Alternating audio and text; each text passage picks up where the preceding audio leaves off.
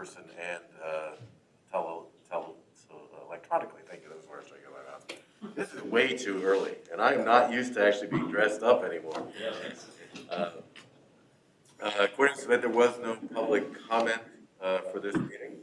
Did you want to, you had already taken a role, did you want to take a public role of any kind? Sure, if you to want. verify?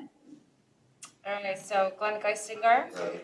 Frank Facciano, Present. John Hayes, Present. Glenn Riebman, Present. and Mike Stershik. I'm here. Look at that. Thank you, everybody. I love it when we bat 1,000. We'll move directly into our action items then. The approval of the meeting minutes from the May 21st meeting.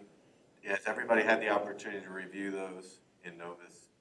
And I'll make a motion all right. to approve. All right, motion from Mike to accept them as presented, seconded by John Hayes. John, are you on? Yeah, you're on that question. All right, all in favor, say aye. Aye. Aye. Aye. Any opposed? Very good, thank you. And then let's review the financial statements from May. Those are also in notice. We're gonna let Todd do a quick run through on those. Pretty much we've been doing the year-to-date in general session and kind of drilling down into the month stuff in our executive session. So whenever we have that, we can go into that. But for the month of May, even though it's not up here, it kind of took us into the negative on net income. And so you can see where for the month of May, it took us over into negative net income of about $450,000 year-to-date. And a lot of that, frankly, is because of the loss of revenue, 45%. Down on parking, aviation, terminal. I mean, we've done a great job of managing expenses, but as I've said a zillion times, you cannot cut yourself to success. So we've done about as good of a job as you can possibly do as far as cutting expenses, but obviously the revenue is an issue. Next slide, please. So that this kind of really gives you an impact. You go down, I looked at number 1 and number 12. So we did a great job of managing, personnel costs, but it still didn't cover the parking revenue that we lost, which is our biggest revenue source. So everything we did still didn't cover that. So you can kind of see what we've done as far as top ones are really kind of talking about expenses that we've managed to reduce, and then you're getting into some of the revenue now. The icing revenue, which we talked about before, a lot of that is just because of the warm season, and that's just kind of carryover. But the other stuff is just based on the last 2.5 months of basically minimal activity. If you factor in half the year we're in COVID, non-COVID, could be worse. So it's obviously not where we thought we would be last year, but I think we're better than we thought we would be in March. So, any questions? Included in that personnel costs, is there any hazard pay anywhere that you can? There are a few groups that get hazard pay. Is that continuing? We have a group that's continuing month to month, mainly in Connie's group, that's doing the hazard pay, because they're actually interacting with folks, so they got a Right. incremental adjustment in their pay. So that's on a month-to-month basis Right. that's evaluated. Correct. So it's not like when we turn green, that's going to end, or? No, it's not going to end. And is that contingent on any other policy, including like any emergency orders? Or is that in-house? It's really been in-house, Pretty much. and I think, it's really going to be contingent probably once we can move to getting rid of kind of mask wearing policies, social distancing policies. I think that's going to be a little while. I think so. I don't think that's going So I was to. going to have a meeting with Connie to talk about extending it, so I guess we're already extending it for another month, so we don't have to talk, Connie. We're good. Like I said, this is a short and sweet version that we do year to date. We won't go through kind of the detail, particularly in the cash flow and more of the executive session stuff that we're trying to kind of keep behind closed doors at this point. Any questions? No, I'd like to make a statement. I think that it's a statement to how well and how conservatively the budget that you put forward, Todd, was. Because when you look at the numbers, given the actual drop in traffic, even with the increase in cargo, it's a hell of a, we're in hell of a good shape. And where we should be. And that's our philosophy has been to be conservative on our budget to give us some maneuverability down the road. I mean, obviously, we budget the minimum to cover our debt service, but, you know, there's some margin built in there for our unknowns. And let's face it, we do our budget in November, probably by January, somewhat obsolete in the way we're kind of conducting business. And certainly now, it's really kind of out the window. Any other questions, concerns? One question. Have you given any thought to essentially creating a new budget for the remainder of the last 6 months of the year? Just tracking against what we did back in November. You're right, there's no basis. We have talked about, I think we're updating a forecast. That's right. That'll be a better idea than to do, because the budget process is kind of drawn out, Yeah. approvals. So we just figured we'll update the forecast. When we got to June, because we're coming up on halfway through the year. Yep. We update that, figure out what we're going to do. Because the other thing we got to start thinking about, which we're already doing in-house, is what we're thinking about for 2021. And do we do a full year budget or do we do a 6-month budget? Just based on kind of what you said. Everybody I'm working with is 6-month budgets. And that's kind of what I think we have to think about for next year, just given, I mean, certainly we'll do a 12-month projection, but more of a 6 months at a time. Go from there. And the other But question, okay. the other question I had was, have we gotten the CARES Act money yet?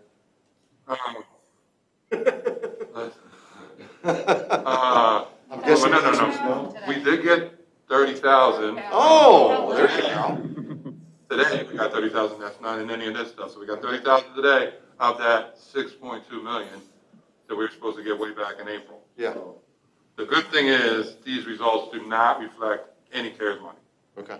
So in theory, that money, normally we don't show that as part of revenue, but because that's operating assistance, that will offset. So we've done this without any CARES money at this point. It's there, much more difficult to get it than you think it is on the back end. Oh, Well, we also did receive, so if you recall, there were 2 applications under CARES. So we did receive, on the 17th of this month, we did receive about $500,000 of some payroll support money under CARES, which was a separate pot that we applied for, separate from the 6.2. okay. So that was also, Was that under the paycheck protection program? it's still under Or something CARES, under CARES? aviation worker payroll support. Yeah, we didn't qualify for paycheck protection. Because you have too many employees. We're a government entity.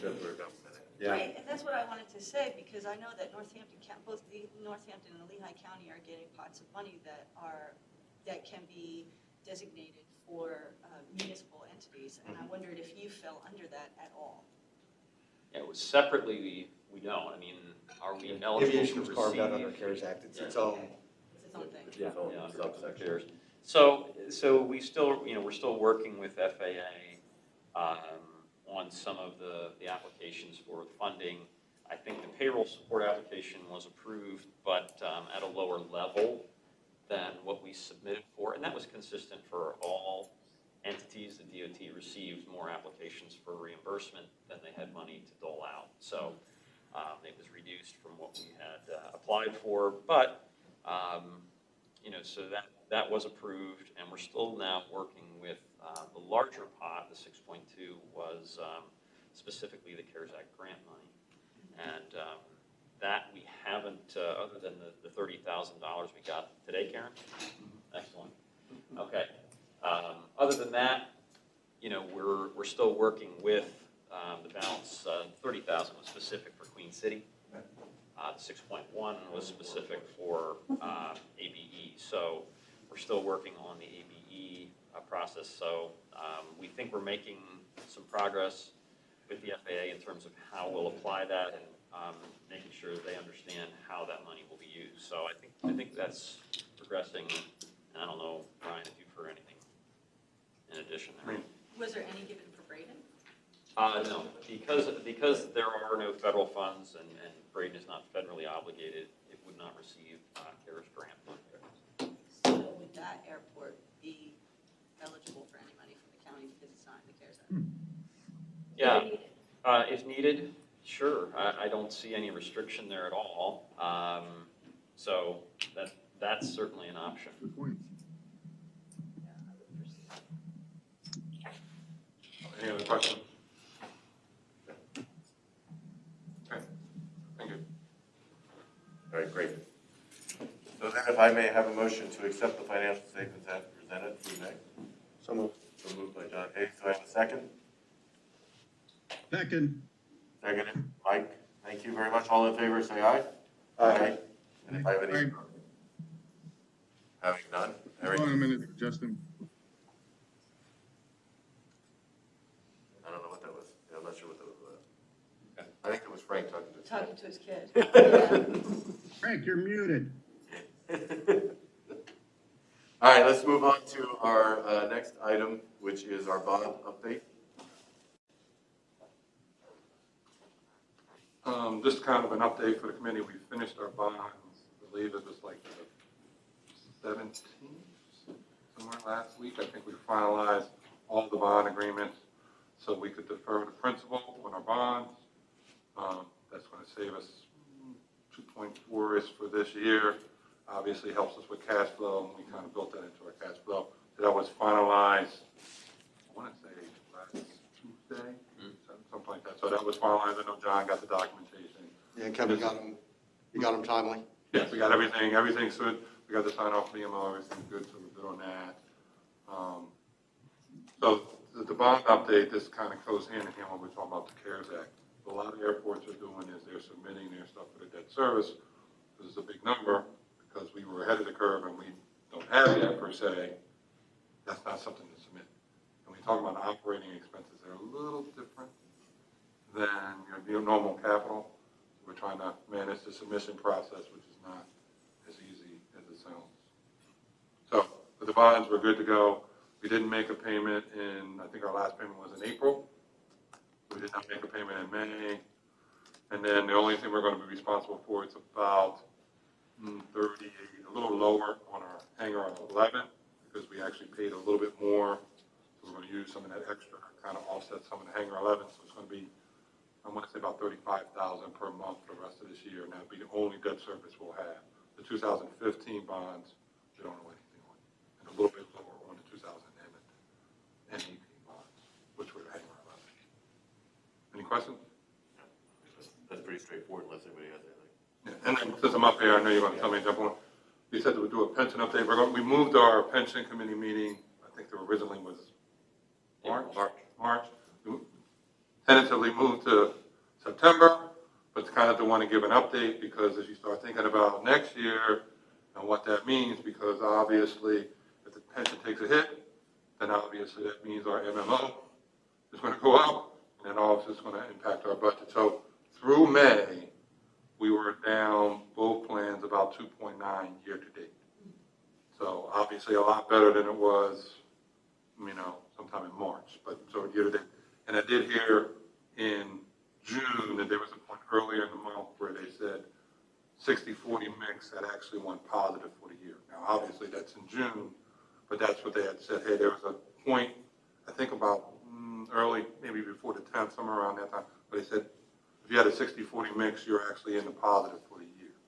So, as bad as it was, in that quarterly statement for March, hopefully June, people will be a little bit more excited about their 401ks and obviously our corresponding pension.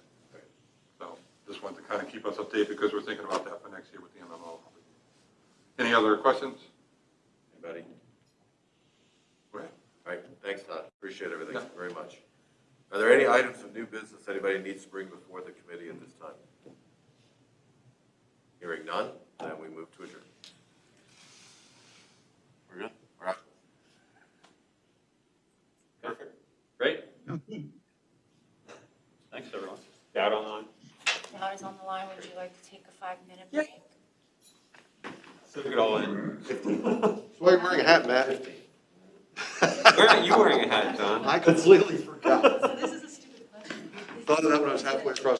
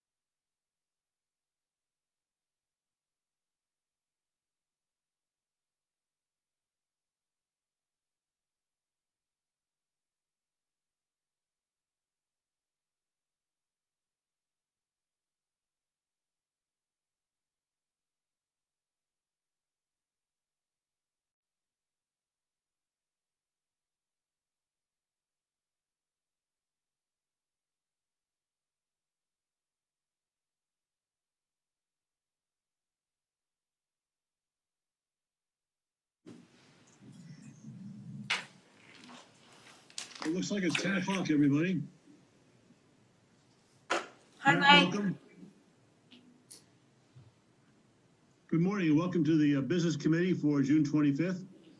Sylvette, I didn't see any public comment, and we didn't have any at the last meeting. Is there anyone who sent us a note or said they wanted to have a moment to share? No, Mike, we did not receive any public comment for this committee. Thank you. No, that's good. Thanks, Sylvette. Would you take roll just to be sure we have a quorum for our meeting? Yes, thank you, sir. All right, Mike Dowd, Here? Mike Stershik, I'm here. Matt Turk, Here. Chris Worley, Tara Zrinsky. We have a quorum. Very good. Thank you, everybody, and thanks everybody else who's also on. Good to see you this morning. We have just a couple of items to go through, so our agenda will be brief. But the minutes of the May 21st meeting were distributed to everybody electronically. And if there could have a motion to accept those meetings as distributed, those minutes as distributed. I'll make a motion. Thank you, Mike. Do I have a second to that? Second. Thank you. Is that Matt? Yep. Okay, well, all in favor, please say aye. Aye. Any opposed? Same aye. Excellent, thank you. Had a conversation with Ryan earlier this week, and Ryan wants to talk to us about awarding the bid for the short-term parking lot rehab. We've talked about that a bit. So Ryan, it's in you're up. Great, thanks, Mike. Morning, everybody. So we had talked about this a little bit last month in our business committee, but we did receive bids for the short-term parking lot rehabilitation project.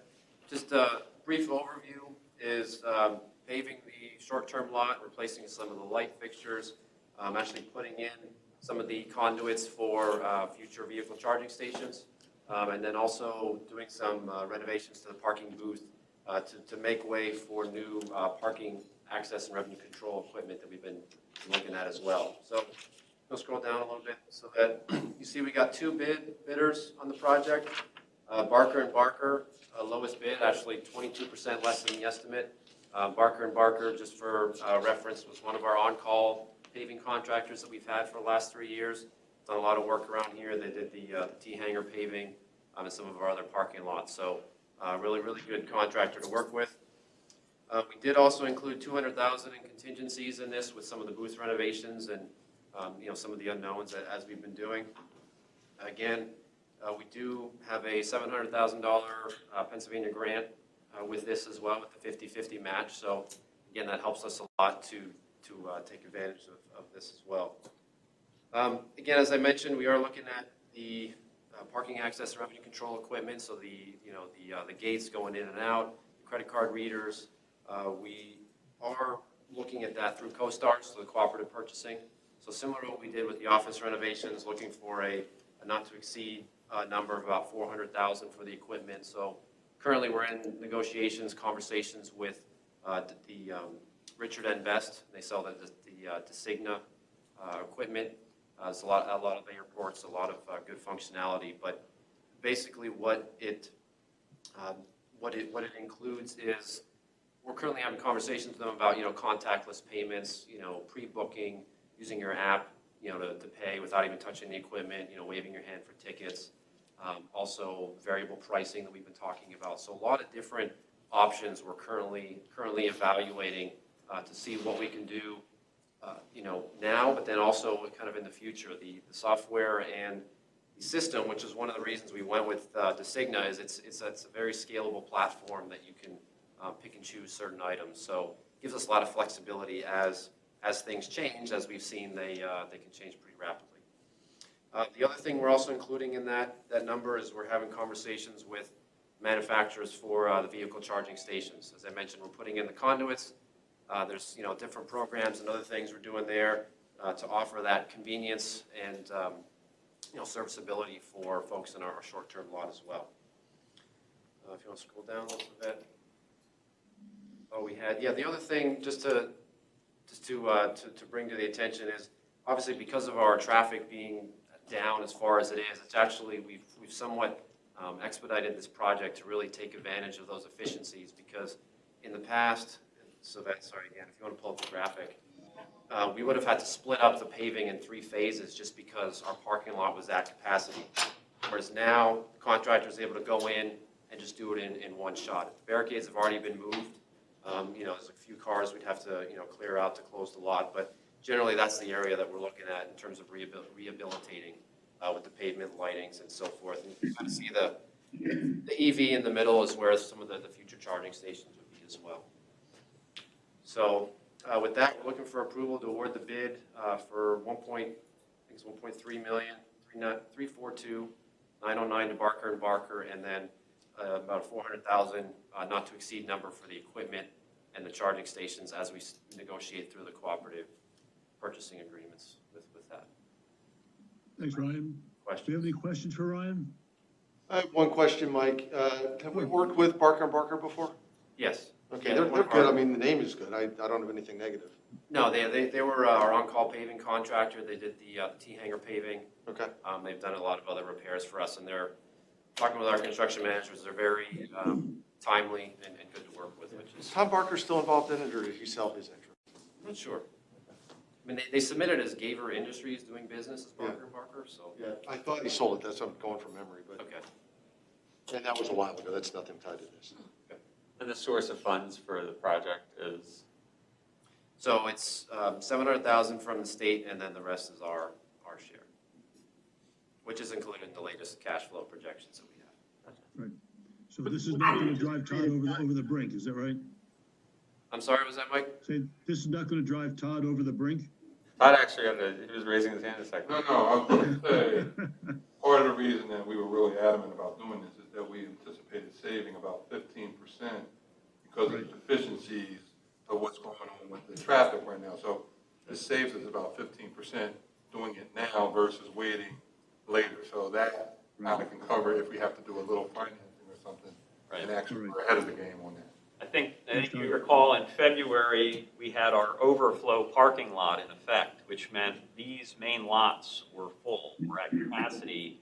And certainly the logistics of getting this project performed under that scenario and closing sections in small phases of these lots to get in and do the work was going to be a little bit more involved, less efficient, and more expensive. So this is, again, as we discussed internally, this is a reason we wanted to expedite, and we can really find some savings in schedule and budget to get this done.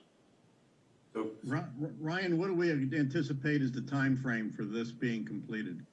Yep, no, good question. So after, if we get approval on Tuesday, work through some of the documents in July. So the goal is to start end of July, early August, and it's a 60-day project from that point. So for the end of the year. Yep.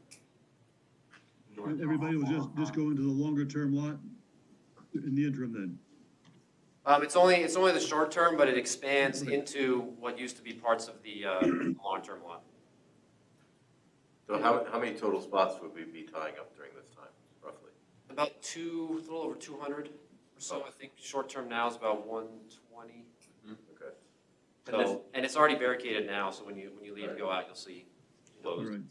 We're evaluating options for parking as part of the plan that came from the architects that presented at the last one. Is this, we've got a few different options in front of us for that parking.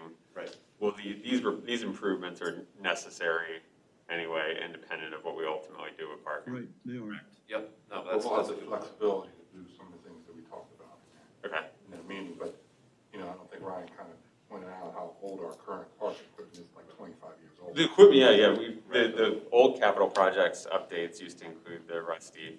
I can still see it in my mind. Last question from me is, do we have an opportunity retroactively to apply for any kind of state funding for energy efficiency around the EV chargers? Are there programs in place for that? There are, and actually, a good point, we actually upped the number of chargers because as part of the ACE grant for the terminal That's connector, what, yeah. that actually connects with that funding level Nice. as well. So it's kind of a double Yes. component there. And that charging is really getting to be a larger piece of the business. Kathleen and I do a lot of training down at a couple of the Johnson & Johnson facilities in Montgomery County. And I was telling Ryan, they have solar charging stations now, and must have about 30 stations in a couple of the lots. And they're solar powered, which I thought was really kind of interesting. I also saw that Cracker Barrel is now posting on the billboards that they have charging stations available for your electric car. Come in and have lunch with us and charge your car in an hour. Wow. So there's entrepreneurs looking for new opportunities. Well, if there are no other questions, can I have a motion to approve moving forward with this bid? So moved. I'll second. Do we have a second? I'll Have a second. second? Very good. All those in favor, please say aye. Aye. Aye. Any opposed with the same sign? Ryan, thank you very much. Thank you. Good session. We have a couple other items to deal with, both our updates. And we're not going to have a concise report by the architect, so we have a much shorter agenda than we had the last time. So we can bring that up to speed for us. I appreciate it. So Ryan, you going to carry those forward? I think the next one's the air service update, Mike. Yeah. Yes. So we have on the screen on the line with us here is Brad DiFiore from A11 Pacific. He's our air service consultant. So he's going to handle that for us. So Brad, you should be able to share your screen at this point, I believe. Hey, Brad. Okay. Hello. While I get this ready, I'll say the bit of good news I think I probably have for you is that you should have plenty of time to get that parking lot repaid before the traffic returns. It's probably the only good news Yeah. Hey, thanks. I've got to share with you. Great way to start, Brad. Yeah. Wow, we feel so good about that now. Yeah, sunlight in the cloud, huh? Unfortunately, I don't have a lot of good news for you today, but I do have some reality-based news, and I can share with you. I think for the most part, the worst is behind us.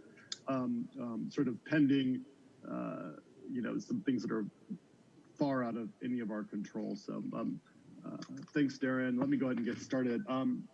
First thing I want to do is give you a couple slides on this, which is already pretty much out of date. It's only like 4 days old. But obviously the cases of COVID-19 are still growing worldwide, and as I'm sure everybody is aware, particularly here in the U.S. And unfortunately, if you look at this slide, this uptick that was only through here on the 19th of June. Hey, Brad? A significant, yes. I think we're just seeing the cover page of your presentation. So Okay, let me see what we got going on here. All right. there we go. There you go. Okay. Thank Let me you. go back one slide then. Let me go back one slide. This is just showing the overall growth in cases. And then here's where we are as of a few days ago. You can see the uptick beginning. Unfortunately, and this is the thing that we're really going to be paying attention to, is a significant portion of this uptick is happening in the South, and particularly Florida and Texas and Arizona, as I'm sure most of you know.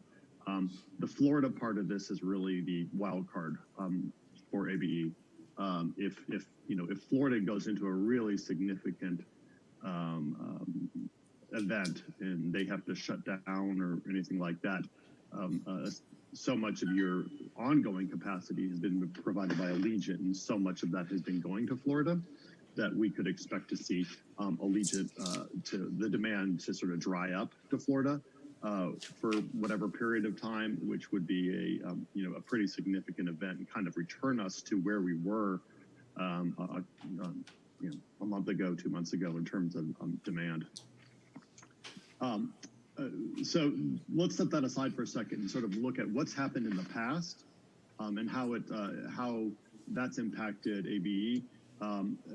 So if you look at in the U.S. in general, this is domestic traffic and seats over the last three major shocks. The first was the Gulf War in 1991, then the 9/11 and the tech recession, and then the Great Recession of 2008.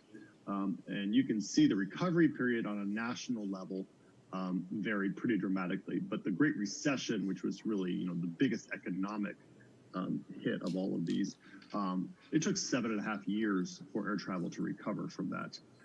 So, nobody really knows how this particular crisis is going to compare, but the longer it lasts and the more it looks like a recession / even unfortunately, potentially a depression, the more likely it's going to take a long time to recover from.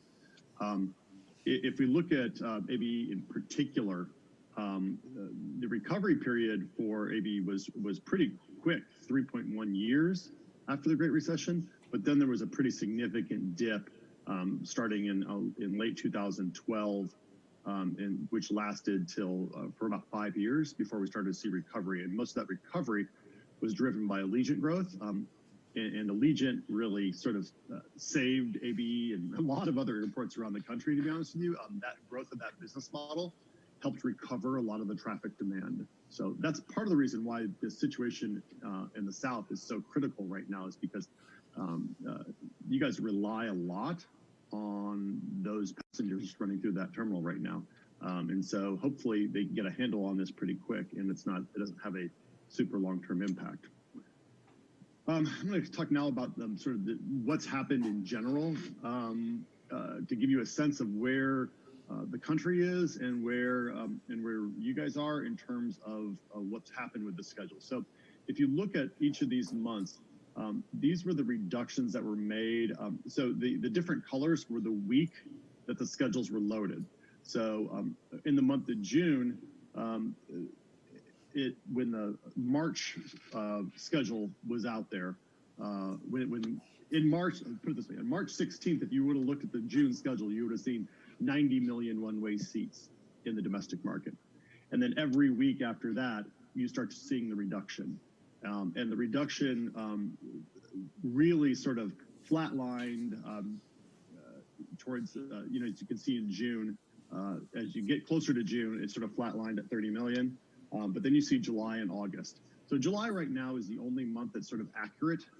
All the carriers have loaded their schedules for July. For August, we expect to see a pretty significant amount of capacity returned to the market, but not all the carriers have loaded their August schedules yet. American and United have not loaded their August schedules. Delta and Southwest and Allegiant and several others have. So we expect to see more changes coming in the next few weeks. I will tell you that, for example, United and American, their current published August schedules are kind of the typical schedules, not the reduced schedules. So we expect to see seats come out year over year in August for both of those carriers. And as you all know, United is suspending service to ABE, which is going to have a significant impact in terms of your seat capacity in that period. If we look specifically, well, actually, these are the carriers that serve ABE, but this is sort of the national picture. And you can see in every month, all the carriers have reduced capacity dramatically. Allegiant, much less so. Allegiant's philosophy is we're gonna schedule the flights, and then we are going to see what the traffic looks like, what the demand looks like, and if it looks good, we'll fly it. If it doesn't, we'll cancel it. So they've kept the integrity of their schedule in place pretty well so far. The other carriers took big hits throughout this period, really from April through July. August, we're going to see some improvement. I'll talk about that, I think, at some point here soon. And part of the reason we're seeing this improvement in schedules in August is there's been an uptick from the low point, which we were about 5% of year-over-year daily throughput from the TSA. So people going through the checkpoint. It's really the most accurate number we have. It was down to 5% year-over-year in mid-April. It's climbed back up to about 20% now. It's still on this upward bend here. The challenge, of course, is what happens now, given the uptick in cases in sort of the key leisure destinations. Does this start to bend back down? Unfortunately, it probably does. It certainly probably slows down at the least. So in terms of ABE, Darren and I were talking about this last week. Unfortunately, ABE got hit really hard with this. And there's several reasons for that. So some of them are independent of each other. but you guys really got hit hard, and should be thankful that the Allegiant base is there, which helped maintain some level of capacity. If you look on the left here with American, maintained, this is for July for American, they maintained relatively decent capacity in the Charlotte and Chicago O'Hare markets. The real challenge is the discontinuation of the Philadelphia market. And the indications that we have from American is Philadelphia is not likely to return. One thing to understand about all of this is that the industry expects to be 20 to 30% smaller when they come out of this. That's due to just the overall economy, but a lot of it is the anticipation that some demand is going to basically dry up permanently. Whether it's business demand, I make the point that normally I would be presenting this in person to you, but instead I'm doing it over Zoom. I think the industry accepts that there's a lot of sort of traditional business meeting type of traffic that is going to move to this sort of online arrangement permanently. And so that expectation, but also just, lifestyle changes, people not having any money is going to have an impact on long-term demand. So right now, I don't anticipate Philadelphia returning anytime soon, and that's a significant blow. The hope here is that over time, over the next next year or so, that American will not only continue to grow Charlotte and O'Hare up to kind of where they were, but they'll actually bring it up further to compensate for the lost Philadelphia traffic. The reality is that American probably feels like they get a lot of that Philadelphia traffic that's traditionally gone through Allentown. They get that just by not flying, that people will just drive to Philly. And that's a significant challenge. We're seeing that in a couple other close-in markets around the country, where there's an airport that's very close to a carrier's hub, and they just said, you know what, in this environment, we're just gonna suspend, and we're gonna assume that the highway network is the feeder network. So that's something that we're gonna have to contend with.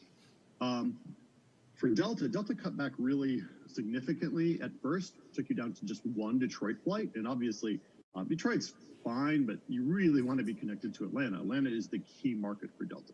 So in August, they've actually returned capacity. They put one flight back into Atlanta and another flight to Detroit, so we'll have 3 daily flights.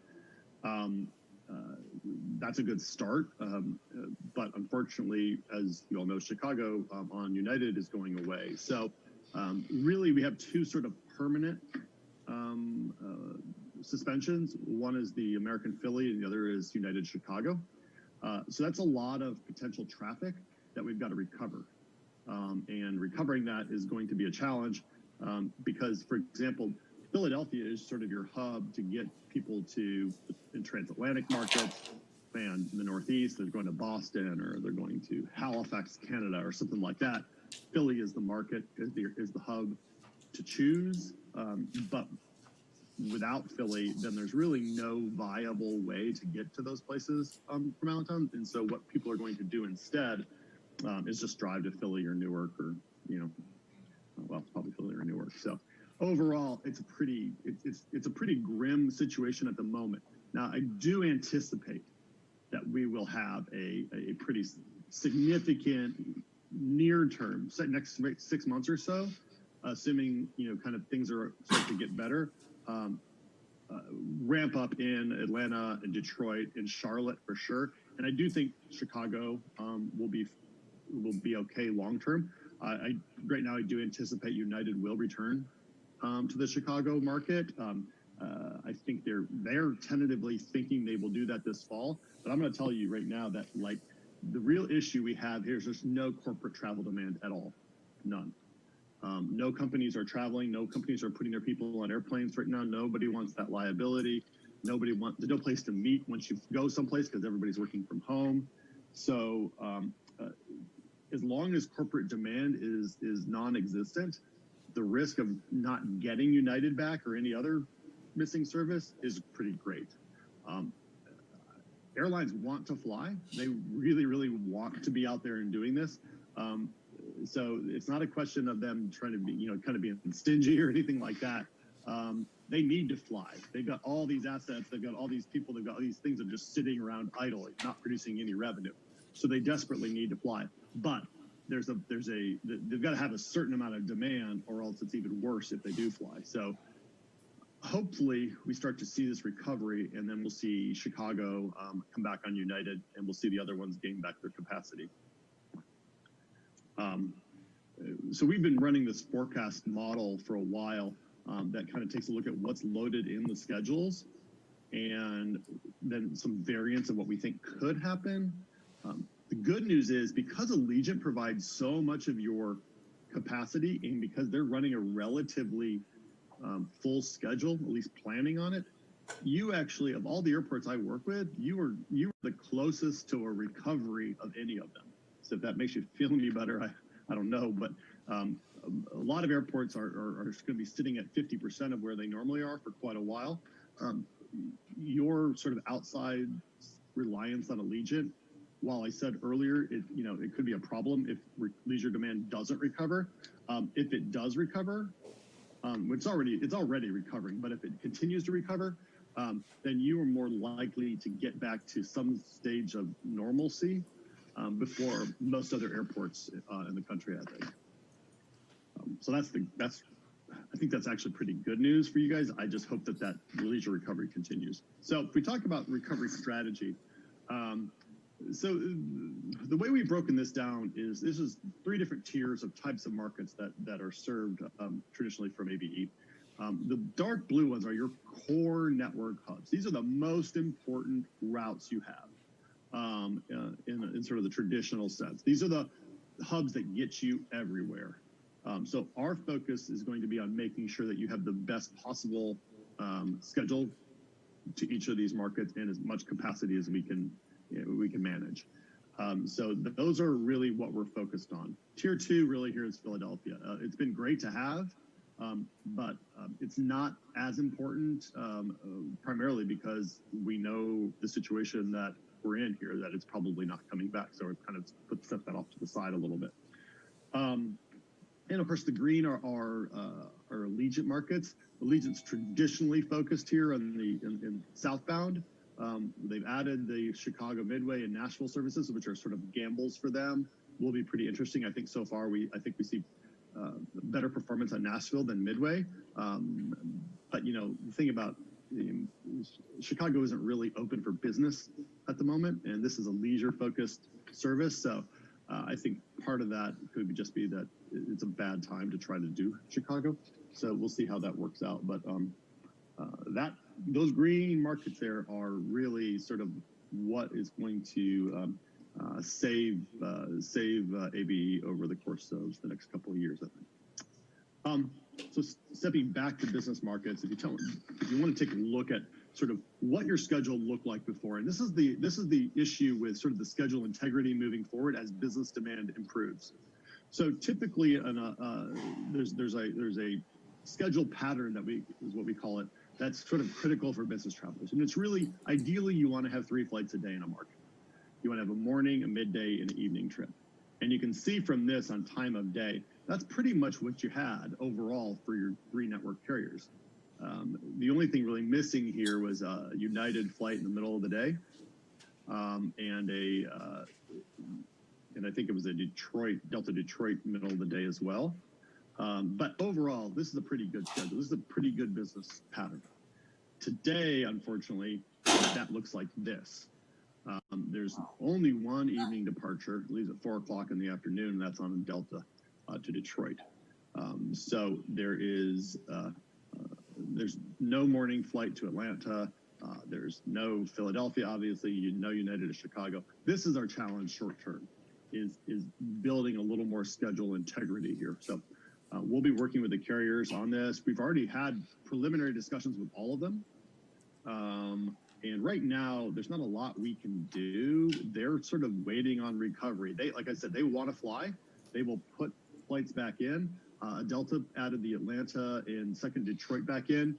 Basically, without, I called them up and said, hey, what are we doing about this? What are we doing about Allentown? And they said, oh, already put these 2 flights back in. So we're sort of waiting for them right now, because there's no data for anything. They're just kind of doing things strategically. So for Delta, our most important issue right now is getting more Atlanta flights, including the overnight flight, because we want to take advantage of the demand that has existed here up to now, which is southbound. Detroit doesn't really cover that, so we really want to get that southbound traffic. So getting more Atlanta service is probably the most critical. Same with American, sort of doing the same thing out of Charlotte is really critical, because that's where all the leisure demand is flowing, basically. With United, we are going to be talking to them about Chicago. We'll be talking with them for the rest of the summer, trying to keep tabs on when that potentially could come back. Hopefully it does, but I'll tell you, like I said, if it doesn't come back in October, I wouldn't expect it probably to come back until the spring. The good news about United is they've told me that they have every intention of coming back. That's not a guarantee, because that conversation was held in the context of what was going on at that moment. And as long as this crisis continues to evolve, and anything could happen. But they are reinstating the Newark bus service in July, which is sort of critical in keeping the brand presence in the market. So that's good news. And finally, just wanted to kind of go through what the reality is here and what our priorities and some of the challenges are moving forward. We're rebuilding service. Losing Philly and the United suspension are really, really challenging. We've lost capacity in all markets. Some of this stuff might not return in weeks, months, or years, and some of it, like Philly, may never return. We're going to keep working on trying to, if we can't recover what we had, try to find new ways to recover new traffic in different markets. We're kind of a long ways off from talking about new things right now, but that will be a focus kind of as we go forward. And whether the recovery is a V-shaped or U-shaped is going to have a significant impact, particularly with business demand. So our priorities are getting that southbound connectivity, especially for the remainder of this summer. So Delta's already loaded theirs. Hopefully American will load some good connectivity through Charlotte here for August. The capacity for the westbound hubs, we've been decimated. American's not flying their summer O'Hare service right now. United's out of the market. I'm sorry, American is flying one flight, but that's a significant reduction overall on the westbound. And then Delta had reduced its Detroit, and then with the loss of Philly, we've got a lot of potential to grow for traffic going westbound. We want to continue to encourage Allegiant to operate a normal schedule. They've had it in there. There's not a whole lot we need to do. If they're scheduling these flights, we're in pretty good shape. There's really not much to do other than try to sell those seats. And of course, then we're going to try to evaluate permanent, what we do about the permanent suspension of American Philly and potentially United Chicago. Although, like I said, I don't think that's going to be permanent as of now. And then some of the challenges, we've got the potential for this long-term recession, which is going to have impact on everything. One of the more challenging things about that's going on is because there's so much suspended flying right now, there has been an incursion by ultra-low-cost carriers into some of these bigger airports, because there's an opportunity window for them right now. And we've seen, for example, Frontier make another big push into Philly. We've seen JetBlue make a big push into Newark. Every time those certain carriers add service like that, it potentially impacts Allentown in the sense that they're just offering more low fares to more destinations. It's more tempting for people to just get on the road and go to those airports. And then the last issue is this long-term reduction in business traffic, which could impact profitability for network carriers for quite a while, which would obviously impact the capacity offering they can provide. So that is it. Happy to answer any questions or any discussion. Any questions for Brad? I have a kind of big picture question. I mean, one thing that seems like, again, it could just be wishful thinking or being incredibly hopeful, but you described, I mean, there's an opportunity, you described a couple of different challenges or potential future scenarios. One that I think about when I hear what you're presenting is that if there are major disruptions to the way that people travel, is it conceivable that there's a major disruption in the way that people are willing to enter into a Newark Liberty or enter into a Philadelphia International that presents an opportunity for ABE to say, this is the airport where you're not going to get sick, right? If you go to Philly and you are running a massive risk because that's a big crowded airport. This is, I think we have an opportunity, I think we have to put our marketing hats on to succeed there. But I think we have an opportunity to present Allentown as a comfortable destination and not just keep Lehigh Valley traffic, but maybe pick off some of suburban Philadelphia, suburban New Jersey traffic that's unwilling to go into those that's just a thought. And then the other question I'd have for you is, if we're suffering, and we typically look at Newark and Philadelphia as competitors, we also have competitors in Scranton and Harrisburg. I mean, are they kind of at death's door if we're doing bad?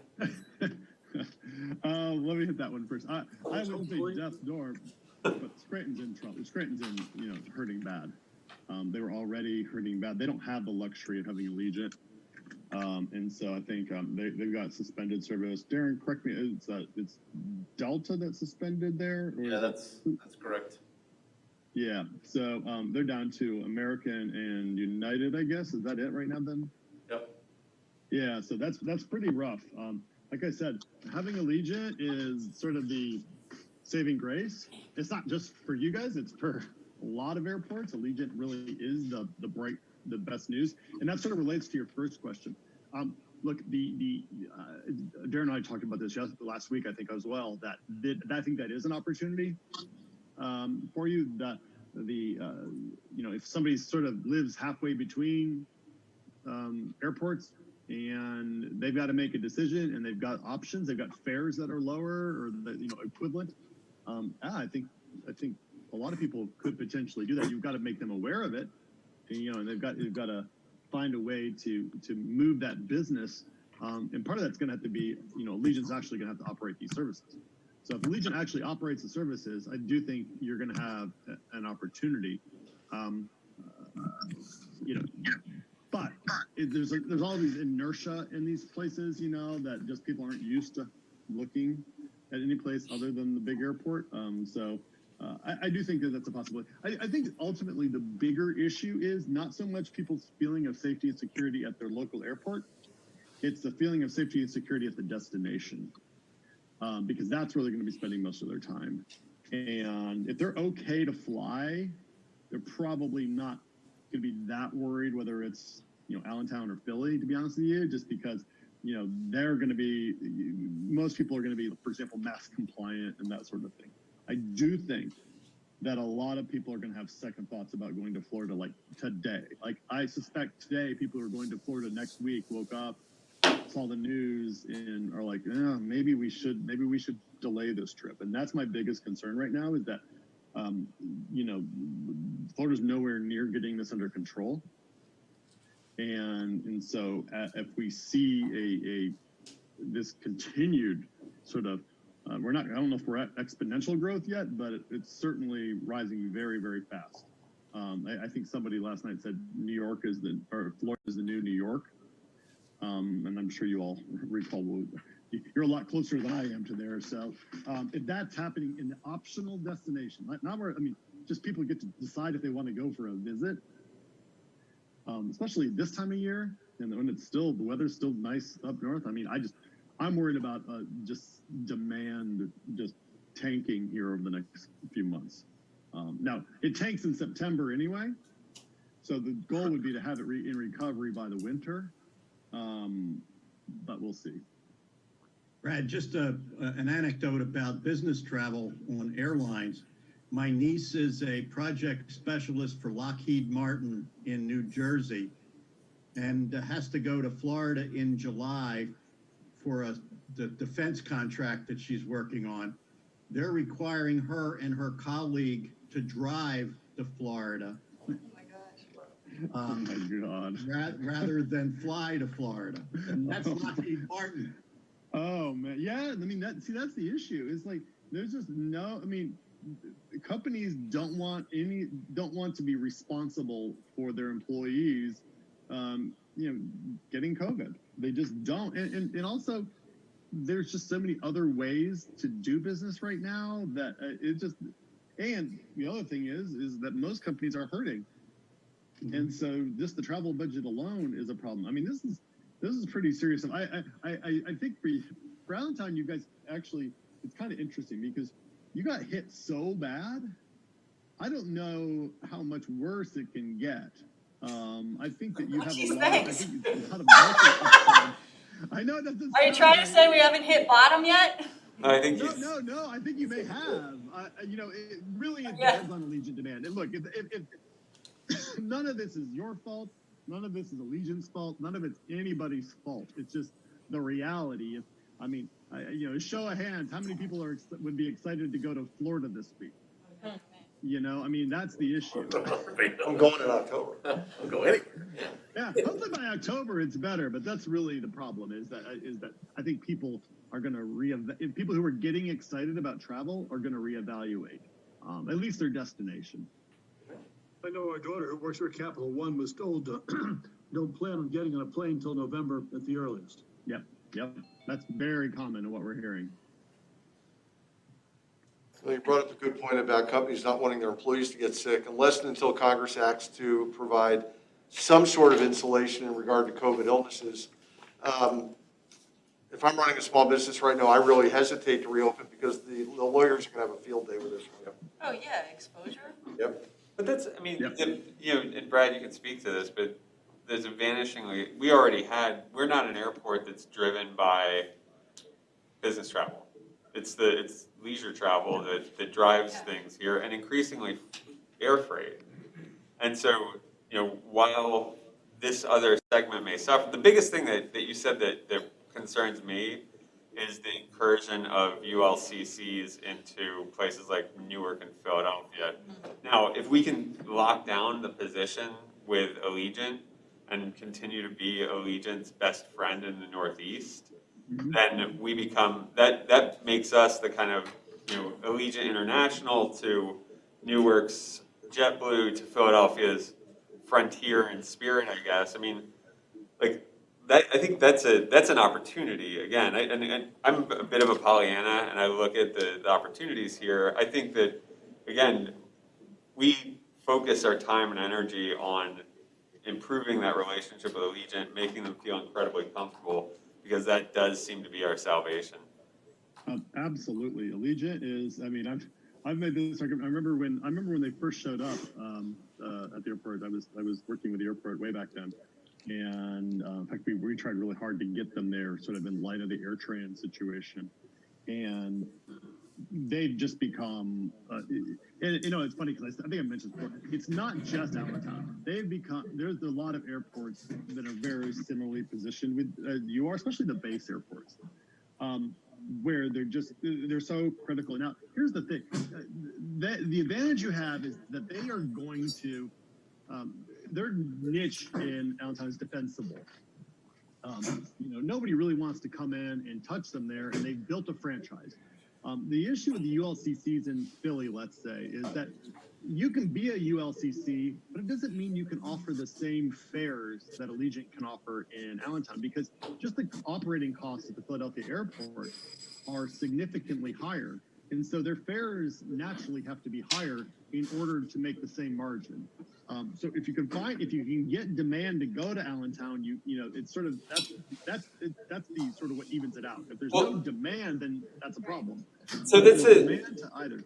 That's the interesting thing, the getting the demand. So we presented a position locally where people would be uncomfortable flying to Florida because they don't know about that destination.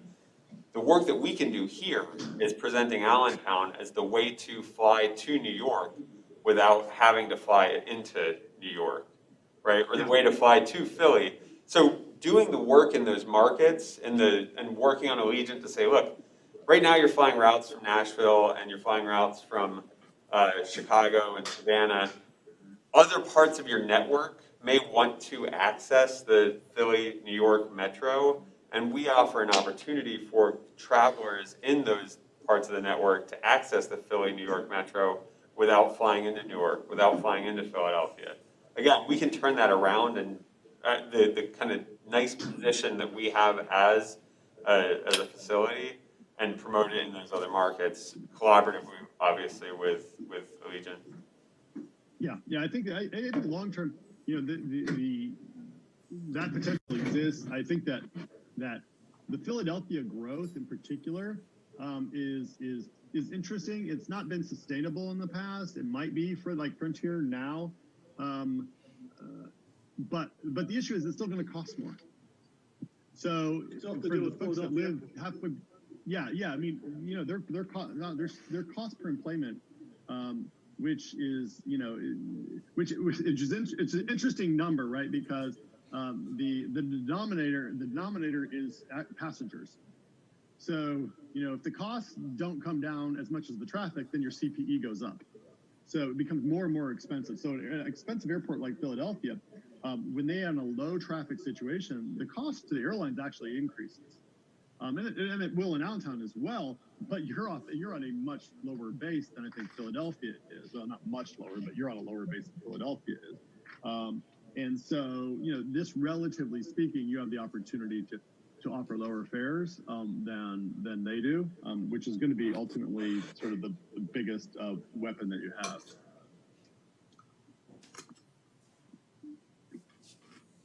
All right. Brad, thank you very much. Really appreciate it. My pleasure. I think it's very, very valuable for us as we begin to move forward. Great. My pleasure. Thanks. Thank you. So Darren, we have Darren and Ryan, we have one remaining item on the agenda. My agenda just disappeared from my computer screen. That's Ryan, so. Yeah, Mike, it's just the capital project update. Right. So I can just go to the last slide summary in the interest of time, or I can go through the whole view. Why don't you go to the last slide summary? We've spent quite a bit of time, and unless anybody wants to have a long presentation. Sure. Well, it's in Novus as well, so everything that's changed from the previous month is highlighted as we've been doing. But again, projects are up here. Can you put that up on the screen? All I see is faces. Gotta share it. Yeah, hang on a sec, we gotta share again.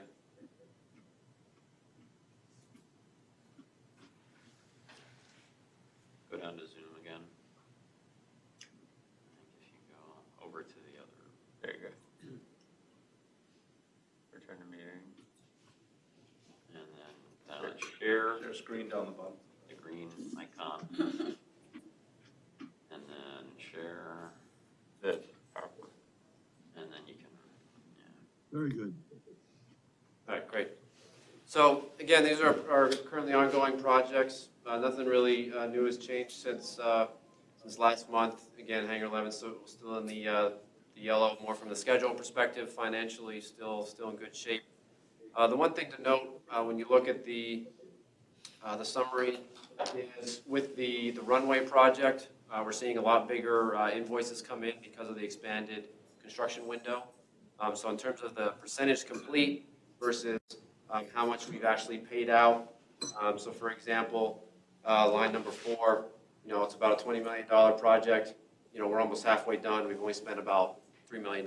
So there's some big ticket invoices coming in, obviously working with Todd on the timing and the FAA of getting our 90% back from that as well. So that's just something I want to bring to the committee's attention, but otherwise everything else is moving forward with the project. So any general questions? Just a quick question on if you can, I know you went to get to the summary, but a little update on the security checkpoint. I know we had design documents that were submitted. Yep. Yeah, that's fine. Yeah, we did receive our 90% design documents last week. Reviewing those internally, still meeting with internal departments.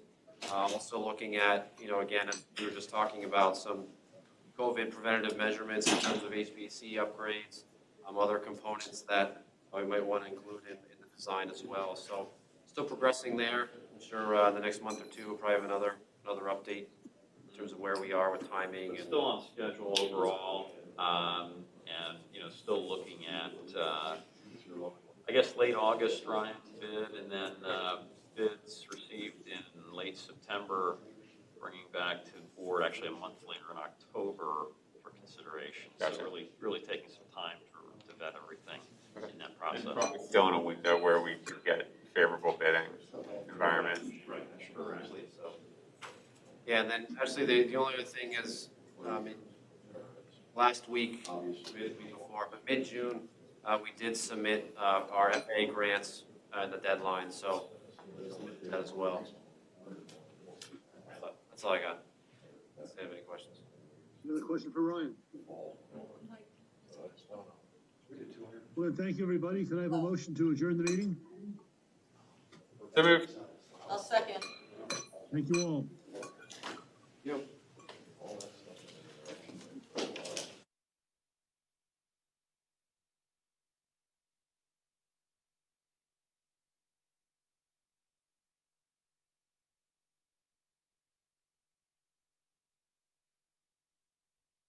Okay, thanks, Ted.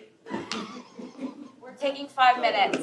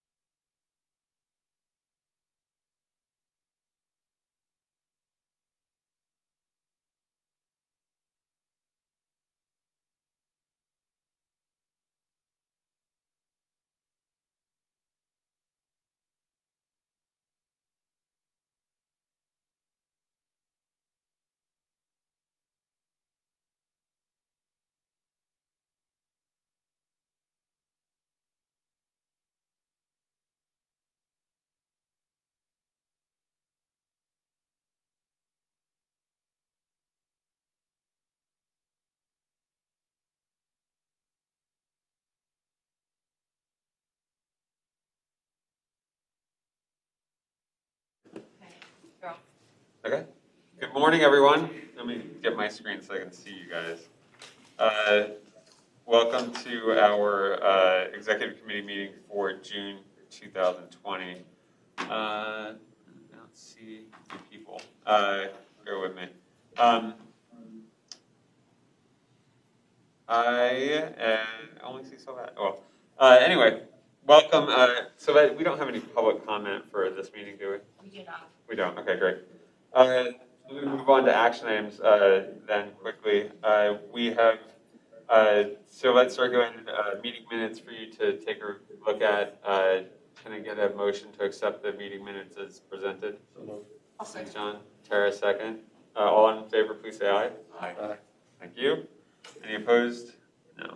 Okay, also we have the Florio Perucci invoices that were presented to us for May 2020. I hope you guys had a chance to take a look at those. I take a motion to accept or approve the invoices for payment. John? Second. Glenn, thanks for the second. All in favor, please say aye. Aye. Opposed? None? All right, invoices are approved. Thank you. Finally, last item, we have another slight change to acreage. I think that Darren's going to explain to us that requires us to amend our agreement with Rockefeller on the East Allen property.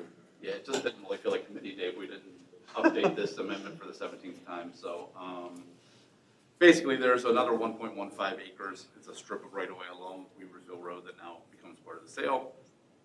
So it changes the acreage and the price, which are both material terms. So the solicitor thought we should bring it back for approval. So now total lot size is 152 acres and just over $5 million. So certainly entertaining questions, but really nothing. This doesn't do anything to change. I think in our last meeting we approved an extension.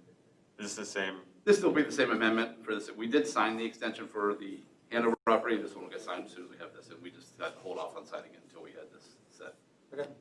Any questions for Darren? Just one likelihood is they're going to do warehouses? Okay. Is that what you're doing? I mean, this is East Allen, so they don't even have the zoning yet there. They have to buy this with or without the zoning before they can close on the Hanover parcel. So, but yeah, if everything, that's what they want to build is Rockefeller. That's what they do. That's what they build. I mean, The reason why I'm asking is Chuck and I were just talking a couple of seconds ago about what's going to be a very ugly office space market coming up. about it. So I didn't know if that would lead to them either slowing down or trying to find a way out of this. They really have no way to slow down, or I mean, they could walk away from everything and not do it. But if they want to close on Hanover, they want to close on it now. Okay. So as soon as we're done with our deed of release, they don't have a way to walk away from either of them then. The Rockefeller team for Lehigh Valley doesn't speak office anyway, so they understand industrial and mostly distribution centers. I think that depending on what happens globally with companies onshoring production facilities to tighten up their supply chains, there may be opportunities for manufacturing, but that would be up to Rockefeller. Rockefeller does better with logistics, industrial, so I think you'll see more of that. And how is that going to, in East Allen, how's that going, do they have the zoning and everything else to allow that? They don't. So Rockefeller's going to do this, and then they're going to have to go to East Allen and ask for like. They're already working with East Allen on the zoning, so that's already in progress. But they don't, zoning isn't required for them to purchase this. They will purchase it without the They're zoning. going to purchase it regardless of whether they can do what they They'll want. purchase their risk and see what they can do. Any other questions? I take a motion to accept or approve the amendment, the third amendment now. So moved. Thanks, Glenn. Second? John, thank you. Second. So I'll stay here. All right, all in favor of approving the amendment, please say aye. Aye. Opposed? Aye. All right, great. Thanks, Ted. Thank you, Darren. And I guess we're going to move right into a development update from Darren on this. Yeah, so just a couple things now, and I think the majority of the update we'll do in exec session. And I just want to point out, we are moving Darren's development updates into executive committee. Per the bylaws, the existence of the executive committee is to provide strategic direction to the admin team. I felt like the business development stuff in particular tends to rise more to a strategic level, whereas some of the stuff that Ryan continues to present in the business committee is more of an operational question. So this is where these updates will live for the time being, and I think informs us as an executive committee on strategic decision-making, so take it away. Thank you, sir. So just, like I said, just a couple things quickly, and then we'll hold off a lot for exec session, but Air Products, we had a call with them earlier this week. They are in the sort of conceptual design phase. We're waiting for CAD files. I don't think, Brian, you've gotten those yet, but just waiting for the CAD files to do some more review on the actual lot itself, but definitely getting there. They did some concepts of the building itself. It really looks like a phenomenal facility, so excited to keep that one moving. So that's where we're at with that. They're gonna put a big Air Products logo on the, are they permitted to do that? Well, signage has to be approved by us, but yeah, Yeah. I'm sure they'll want to put something on there, which I don't think we have a problem with either. I don't mind. Probably want to put Having a that product right on logo our on airport. another hangar so that they keep Seffi safe. They put an Air Products logo at Braden. Yeah.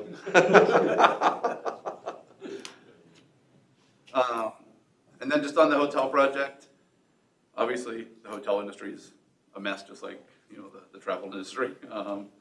They are still interested in the program, the project, still moving forward. We're meeting with them next week. We did get kind of a new look at a proposal, more of a longer window, kind of a 3-year option now. A little different on the revenue splits and things. So we're still evaluating that. We'll definitely get a chance to talk to them about that next week and get some more information. We also sent that off to our consultant at JLL to take a look at, and we expect some comments from him probably by the end of the week. So still progressing. We'll keep you guys updated on that as we go forward.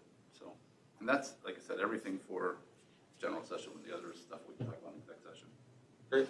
Any questions for Darren on these updates? Thank you. Next item on the agenda then.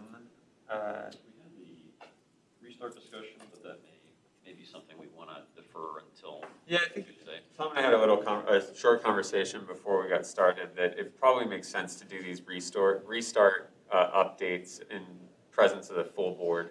Not just to give the full board the opportunity to understand what's happening in terms of reopening, but also I think we get better public attendance for our full board meetings, so it gives us an opportunity to speak to the public about things that we're doing to get back to semi-regular operations or whatever the new normal might be. So I think from there, I'd ask for any new business from the floor. None? Okay. Judge, I believe we do have a need to enter into executive session to discuss a number of issues, including something around potential litigation and some informational materials from Tom related to restart. Yes, I have a report discussion with the executive committee regarding pending litigation matter, and I believe Darren has some material to discuss relating to pending potential real estate transactions. They are exempt under the executive session provision. And also, there's going to be a report from our executive director to provide information that's solely for informational purpose, and there'll be no action necessary on his report. So for that reason, I think that we ought to go into executive session at this point. Okay. I take a motion to enter into executive session. I'll make a motion.